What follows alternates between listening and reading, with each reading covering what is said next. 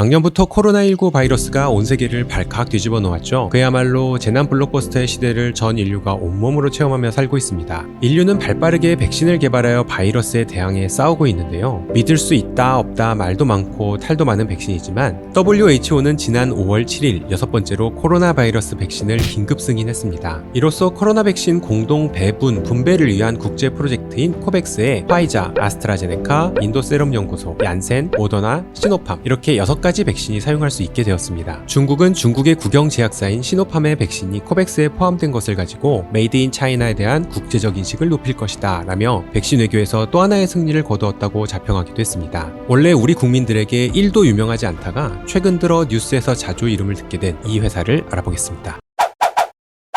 시노팜, 백신으로 많이 들어보셨죠? 하지만 시노팜은 회사 이름입니다. 시노팜이란 회사의 이름은 중국어로 중국 국약 집단입니다. 일단 중국에서 회사 이름에 중국, 국가, 중화 이런 거 붙으면 국영기업이거나 아니면 엄청 센 놈이구나 생각하시면 되는데요. 중국 국약 집단, 나라 국자가 2개나 붙어 있습니다. 엄청 센 놈 맞습니다. 집단은 우리식으로 하면 삼성그룹, LG그룹 할 때 그 그룹이죠. 소속을 한번 살펴볼까요? 바이두 백과사전을 보면 국무원의 국유자산 감독 및 관리위원회에 직접 관리하에 있는 가장 완벽한 산업체인과 포괄적 역량을 갖춘 중국 최대의 제약 및 의료산업 그룹이라고 되어 있습니다. 어렵죠? 국무원은 우리나라의 행정부에 해당합니다. 그 산하에 국유자산 감독 및 관리위원회라는 기관이 있는데 중국 중앙정부의 토지를 포함하여 국유기업, 대형 인프라와 설비 등 돈 좀 된다 싶은 것들을 모조리 통합하여 관리하는 기관이라고 보시면 됩니다. 즉 쉬운 말로 하면 중국에서 가장 큰 국영 제약 및 의료기업인 것이죠. 얼마나 크냐? 중국에서 크기나 규모 이야기하면 하품밖에 안 나오긴 합니다만 산하의 제약 및 의약과 관련된 유통, 소매, R&D, 생산기업이 1,500개가 있고요. 그 중에 6개의 상장기업을 가지고 있습니다. 특히 중국 전국에 2,200개가 넘는 약국 체인인 국대약방과 금상대약방을 운영하고 있기도 합니다. 자, 그럼 시노팜이라는 이렇게 큰 국영기업은 어떻게 탄생하게 된 것일까요? 중국이 사회주의 국가라는 건 잘 알고 계시죠? 중국은 시장경제를 채택한 사회주의 국가입니다. 중국이 개혁개방을 하고 시장경제를 채택하기 전에는 사회주의 계획경제였죠. 일자리는 국가가 배분해주고 재화는 공동생산하고 공동분배해서 사용하였습니다.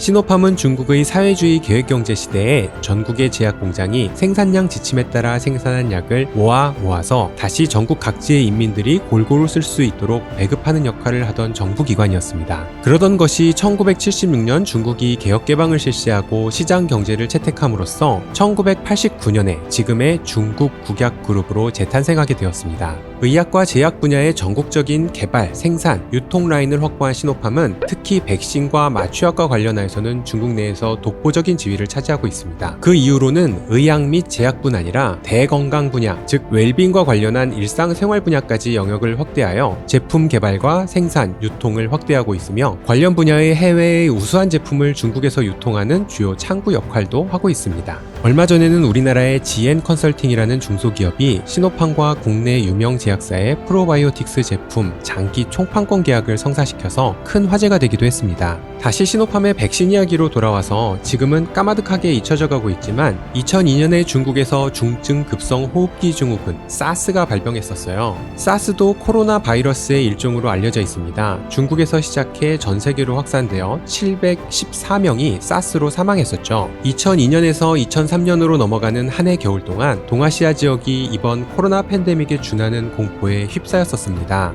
이때는 정말 운이 좋게도 한국 사람들의 사스 발병률이 유독 낮아서 김치와 홍삼이 한국인을 사스에서 지켜주었다고 하여 중국에서 김치 특수가 생기기도 했었죠. 그래서 이번 코로나 팬데믹 초기만 해도 이건 중국 사람들만 걸리는 병일 거야, 김치와 홍삼이 우리를 지켜줄 거야 하고 간절히 기도했지만 코로나 바이러스는 정말 센 놈인 것 같습니다.